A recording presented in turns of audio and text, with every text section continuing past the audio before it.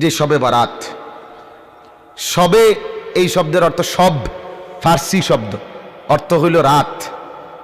বারাত এটা আরবি শব্দ, অর্থ হইল কর্তন করা, কেটে দেওয়া। তো মূলত এই রাত্রে বান্দার অগণিত গুনাহ কর্তন করে আল্লাহ তাআলা বান্দাকে পূর্ণ মাফ করে দেয়। এই জন্য এটাকে শবে বারাত বলে, লাইলাতুল বারাত বলে। এটাকে লাইলাতুর রাহমা, রহমতের রাতও বলে, যেহেতু আল্লাহ তাআলা অফুরন্ত রহমত এই রাতে বর্ষণ করে। এটাকে আপনার লাইলাতুল বারাকা, বরকতের রাতও বলে, যেহেতু এই রাতে আল্লাহ তাআলা অফুরন্ত বরকত তার বান্দাদের জন্য দান করেন। এটাকে লাইলাতুস সাক, সাক বলা হয় চেক, অর্থাৎ যেখানে এক কাগজে অনেক বড় মূল্যমানের কিছু লিখে দেয়, যেমন 10 লাখ টাকা, 1 কোটি টাকা, তা চেকের মধ্যে লিখে দিয়ে দিছে। তো আল্লাহ তাআলা এই রাত্রে শবে বারাতে এক রাতেই, এক শোইতে বান্দার জিন্দিগির সব গুনাহ মাফ করে দেয়। এটার জন্য যে চেক দেয় আর কি, যা মুক্তির চেক দিলাম। এটাকে লাইলাতুন নিসফে মিন শাবান, শাবানের অর্ধরাত্রি মানে অর্ধেক, এটাও বলা হয় শবে বারাত।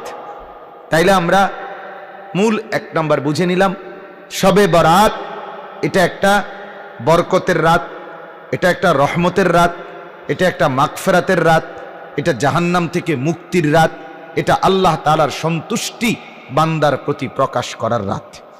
বলেন আলহামদুলিল্লাহ। তো মূল বক্তব্য ছিল শবে বারাত, এই লাইলাতুল বারাত পুরাটা রাত। এই রাত এর ব্যাপারে কোরআন এবং সুন্নাহর মধ্যে কি বর্ণনা আছে? 1 নম্বর কথা হলো কোরআনুল কারীমের 25 নম্বর পারা 44 নম্বর সূরা, সূরায়ে দুখান একটা সূরা আছে। এই সূরার প্রথমে একটা আয়াত আছে, ইন্না আনজালনাহু ফি লাইলাতিন মুবারাকাতিন। আল্লাহ তাআলা বলেন, নিশ্চয়ই আমি কোরআন নাজিল করেছি বরকতময় রাতে। কি রাতে? এই বরকতময় রাত বলতে কি উদ্দেশ্য, এই নিয়ে মুফাসসিরদের মধ্যে 2টা অংশ। এর মধ্যে সংখ্যাগরিষ্ঠ মুফাসসির যারা, অধিকাংশ মুফাসসির কেরাম, ওলামায়ে কেরাম, উনাদের মত হইল বরকতের রাত বলতে ওই রমজানের শেষ দশকের যে শবে কদর, সেটাই উদ্দেশ্য। ঠিক আছে কথা? তাহলে এটা হলো অধিকাংশ। বাকি মুফাসসিরদের মধ্যে একজন প্রসিদ্ধ মুফাসসির আছেন, হযরত ইকরামা রাহমাতুল্লাহি আলাইহি। উনি হলেন নবীজির একজন বিখ্যাত সাহাবী আব্দুল্লাহ ইবনে আব্বাস রাদিয়াল্লাহু তাআলা আনহুমার ছাত্র, শাগরিদ, মানে তাবিঈ। উনি যারা সাহাবীদেরকে দেখছেন, এই ইকরামা রাহমাতুল্লাহ আলাইহির মত হইল এই বরকতময় রাত বলতে এখানে শবে বরাতকে বোঝানো হয়েছে। তাহলে এটা যদি ধরে নেওয়া হয়, তাহলে অর্থ হইল আল্লাহ বলেন, নিশ্চয়ই আমি কোরআন নাজিল করেছি বরকতময় রাতে, মানে লাইলাতুল বারাত। কিন্তু প্রশ্ন থাইকা যায় শুধু একটা, যে অধিকাংশ বর্ণনা, অধিকাংশ মুফাসসির, অধিকাংশ হাদিস এবং কোরআনের স্পষ্ট আয়াত, ইন্না আনজালনাহু ফি লাইলাতিল কদরি, ওটা আছে আয়াত। তাহলে এর দ্বারা বোঝা যায় মূলত কোরআন নাজিল হয়েছে শবে কদরে। মূলত নাজিল হয়েছে কখন? শবে। এজন্য মুফাসসিররা, ওলামায়ে কেরাম বলে উভয় বক্তব্যই সঠিক। মানে কি? মানে হইল লাইলাতুল বারাত যেটা এই আগামীকাল রাতে, এটার মূল বৈশিষ্ট্য হইল হাদিসের মধ্যে আল্লাহর নবী সাল্লাল্লাহু আলাইহি সাল্লাম বলেন, লাইলাতুল বারাতে আল্লাহ তাআলা পরবর্তী 1 বছর পৃথিবীতে কি কি দিবেন, বর্ষণ করবেন, নাজিল করবেন, এটার চূড়ান্ত ঘোষণা, লিখিত কপি আল্লাহ তাআলা ঘোষণা করে দেয়। আর আল্লাহ কোনো কিছু দিবে এ কথার ঘোষণা মানে যেন এটা হয়ে গেছে। তো এই জন্য ধরে নেওয়া যায় যে এই বছর শবে কদর কোরআন নাজিল সত্যি সত্যি শুরু হয়েছে, ওই বছর শবে কদরের আগে শবে বরাতে আল্লাহ তাআলা সিদ্ধান্ত ঘোষণা দিছে যে এই যে সামনে রমজান আইতেছে, এই রমজানের শবে কদর থেকে কোরআন নাজিল আনুষ্ঠানিকভাবে শুরু হবে। এটা আজকে চূড়ান্ত ঘোষণা দিলাম। তো ধরে নেওয়া হলো আল্লাহ যেহেতু ঘোষণা দিছে নাজিল হয়ে গেছে, এই জন্য এই আয়াতে বলা হয়েছে আমি নাজিল করেছি। তাইলে এটা হলো একটা বর্ণনা। বাকি এটাকে একবারে কোনো না কোনো ভাবেই কোরআনুল কারীম দ্বারা প্রমাণ করতেই হবে এটা জরুরি না। কেন? কোরআন দ্বারা যা প্রমাণিত সেটা যেমন গ্রহণযোগ্য, রাসূলুল্লাহ সাল্লাল্লাহু আলাইহি সাল্লামের হাদিস দ্বারাও যদি কিছু প্রমাণিত হয় তাহলে সেটাও গ্রহণযোগ্য। কথা বুঝছেন কিনা বলে? এখন হাদিস দ্বারা শবে বরাতের ফজিলত প্রমাণিত অর্থাৎ লাইলাতুল বারাত এই শাবান মাসের 15তম দিন 14 তারিখ দিবাগত রাত আল্লাহর নবী সাল্লাল্লাহু আলাইহি ওয়াসাল্লাম নিজেও আমল করছেন এবং উম্মতকেও আমল করতে বলছেন, এবং আল্লাহর নবী অসংখ্য মানুষকে গুনাহ মাফ করবে এই রাতে, এই ঘোষণা আল্লাহর নবী সাল্লাল্লাহু আলাইহি ওয়াসাল্লাম পেশ করেছেন। অতএব এই হাদিসগুলোর বর্ণনা, হাদিসগুলো তিরমিজি শরীফে এই সম্পর্কে হাদিস আছে, ইবনে মাজাহ শরীফের মধ্যে হাদিস আছে, সহিহ ইবনে হিব্বান এই কিতাবের মধ্যে সহিহ হাদিসও আছে। হযরত আবু মুসা আশআরী রাদিয়াল্লাহু তাআলা আনহু থেকে বর্ণিত, আল্লাহর নবী সাল্লাল্লাহু আলাইহি ওয়াসাল্লাম বলেন, যখন শাবানের অর্ধরাত্রি হয় তো ওই দিন রাত্রে আল্লাহ তাআলা প্রথম আসমানে নেমে আসে এবং ফায়াগফিরু লিজামিই খালকি, আল্লাহ তার সব বান্দা যারা তওবা করে মাফ চায় আল্লাহ তাদেরকে মাফ করে দেয়, ইল্লা লিমুশরিক আও মুশাহিন। হ্যাঁ, নবীজি ওই হাদিসে বলছে যারা মুশরিক তাদেরকে আল্লাহ মাফ করে না, যারা হিংসা বিদ্বেষকারী আল্লাহ তাদেরকে মাফ করেন, হিংসুককে মাফ করেন, হিংসুককে মাফ করেন। হিংসা এত জঘন্য, হিংসা শবে বরাতের রাতেও হিংসুক মাফ পায় না। তারা বিল্ডিং তো শুরু করে লাইলো কি তারে, আরে আরে আরে কিরে সাদের কামতো করে হিংসুক। তুই বেড়া একটা, তুই যদি এই ফালতু কথায় চিন্তায় সময় না কাটাইতি তাহলে তুই নিজের বাড়িতে কমপক্ষে বাঁশ গাড়তে পারলি না। হেতে সাদ দিয়ালার হায় হায় আরে টে আরে করতে রাইয়ে তারা টেয়া, তারা দিন দোতলার কাম ধরছে। কেন এগুলো বলতেছো তুমি? সে দোতলার কাম ধরুক নাহলে 6 তলার কাম ধরুক, তোর সমস্যা কি বেটা? তোমার অসুবিধাটা কি?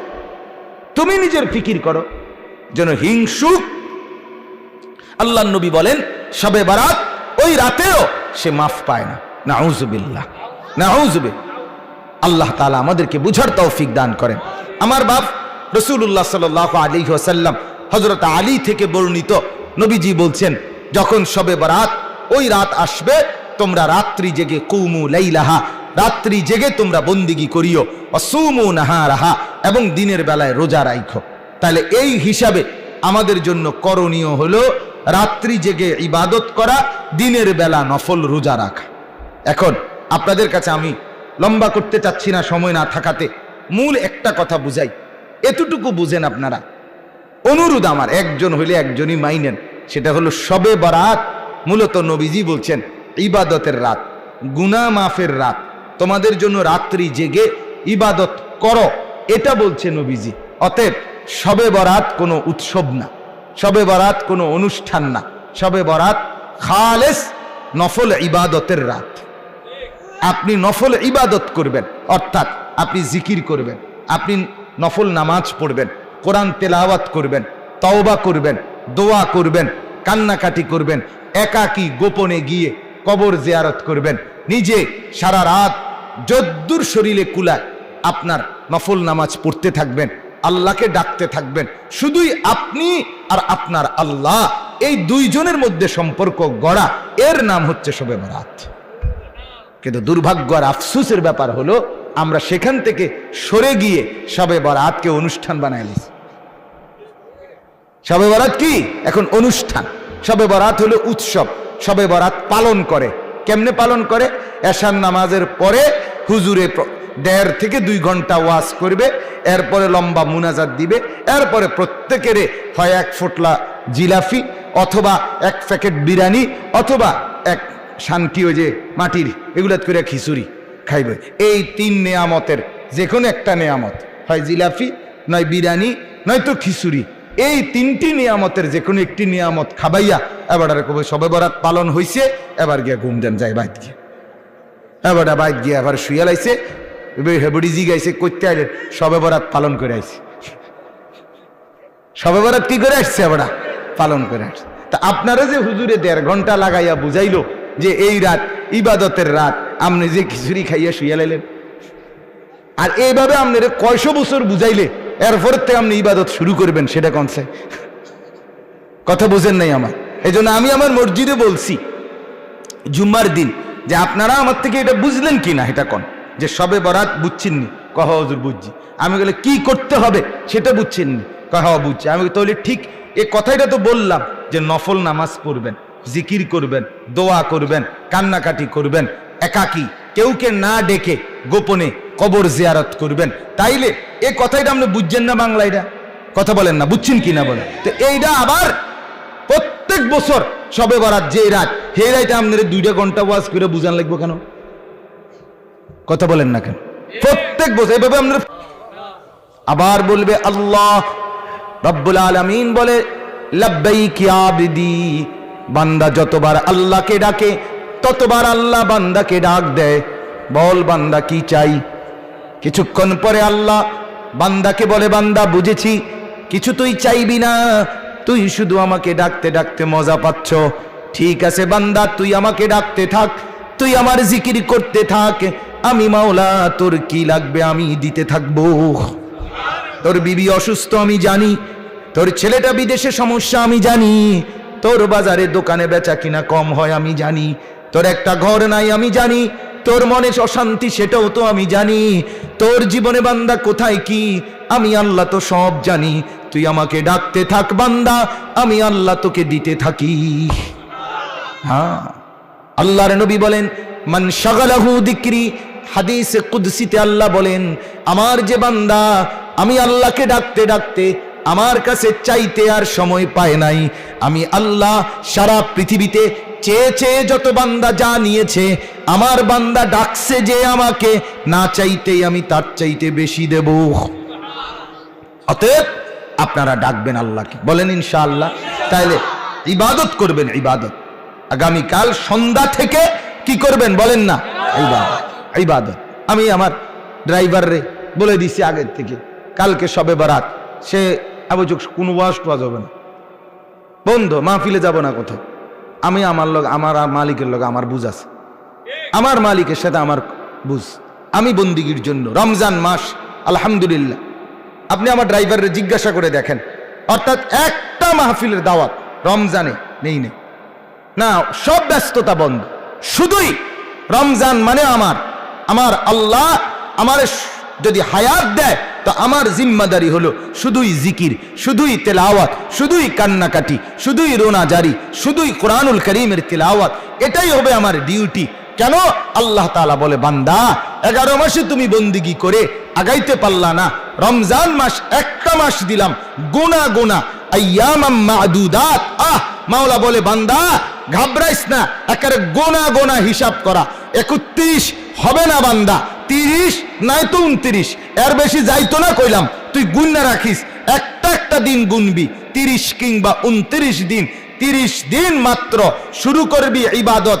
চাঁদ উঠলে 30 দিন হিসাব করে গুনাহ ছেড়ে দিবি বান্দা, আর 30 দিন আমার বন্দেগী করবি। 30 দিন পরে আরেকটা চাঁদ উঠবো, তোকে জান্নাতের দিকে রওনা করায় দেব। হ্যাঁ, 1 মাসে তুই মুত্তাকি হবি, 1 মাসেই জান্নাতি হবি। বলেন আলহামদুলিল্লাহ, বলেন আলহামদুলিল্লাহ। অতএব রমজান কলিজা দিয়া বুঝার মতো মাস, ইবাদতের মাস। অতএব আপনারা আমরা প্রত্যেকেই ফিকির করেন, আমার বাপ আখিরাতের নাজাত ছাড়া বান্দার কোনো উপায় নাই, জাহান্নামের আযাব সইতে পারবেন না বাপ।